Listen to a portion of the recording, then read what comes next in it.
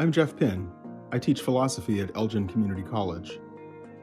In this video, I'm going to ask, can democracy survive? The last time you had a troubling medical symptom, what did you do? Maybe you waited, hoping it would go away on its own. But eventually, I bet you asked a doctor, and I bet you took their advice. You didn't have to.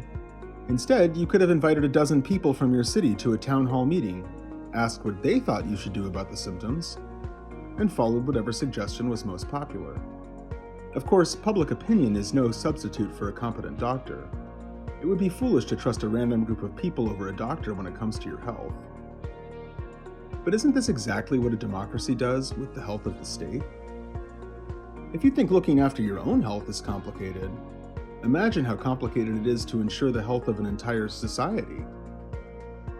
Democracies leave such complex decisions as how much to tax, whether to go to war, what freedoms to guarantee, up to ordinary people.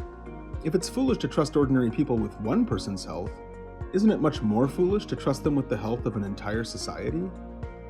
Plato opposed democracy for this reason.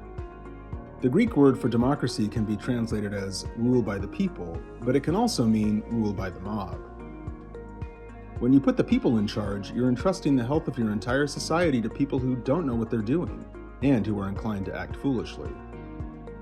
For one thing, amateurs make a lot more mistakes than experts.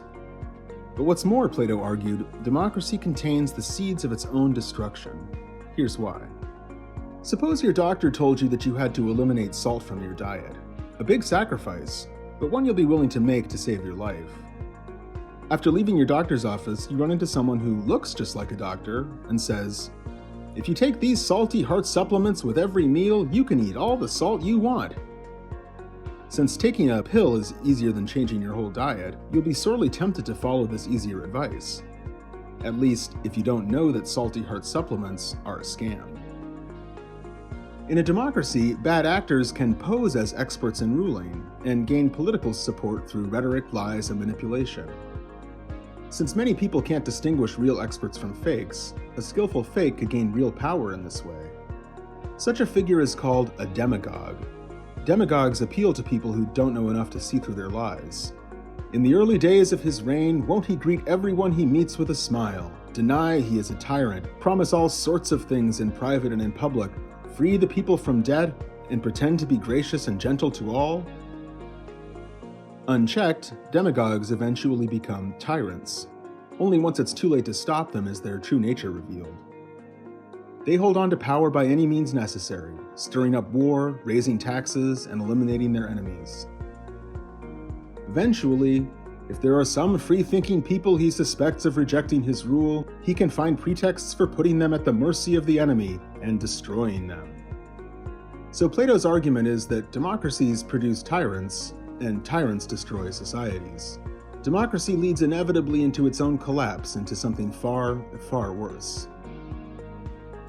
It's hard to deny that Plato was onto something.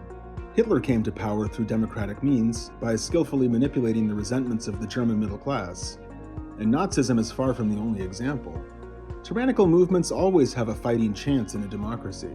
They just need to convince enough people to join. So we need experts in charge. Plato thought, don't laugh, that philosophers were best suited for this role. There will be no end to the troubles of the state or indeed of humanity until philosophers become kings, or until those we now call kings really and truly become philosophers. He proposed radical reforms as part of his plan to put philosophers in charge. Society's guardians would live in military-style housing, own no private property, never marry or have families, and mate only when appropriate. Their early education would focus on music, math, and military science, before several years of philosophical study. Only then would they have sufficient knowledge and wisdom to rule well. Plato's proposal seems extremely unrealistic, even fantastical. It also seems even less stable than democracy. For one thing, doctors can be motivated by self-interest just as much as anybody else. And a manipulative doctor can even fool people who aren't ignorant. A well-educated guardian could abuse the system just as well as a rabble-rousing demagogue. Now, Plato thought that choosing candidates carefully and training them rigorously in virtue would protect society from self-serving guardians. Still, an even deeper question remains: what is an expert in ruling? It's not just someone with expertise in how ruling works. A good ruler does what's best for society as a whole, and that's a moral question. So experts in ruling must also be experts in morality.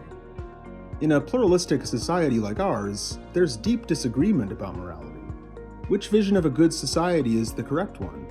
Pluralistic societies produce many different experts in ruling, all of whom disagree. Maybe that means there's no such thing as an expert in ruling. Well, at the very least, it means that it's awfully hard to tell who the real experts are.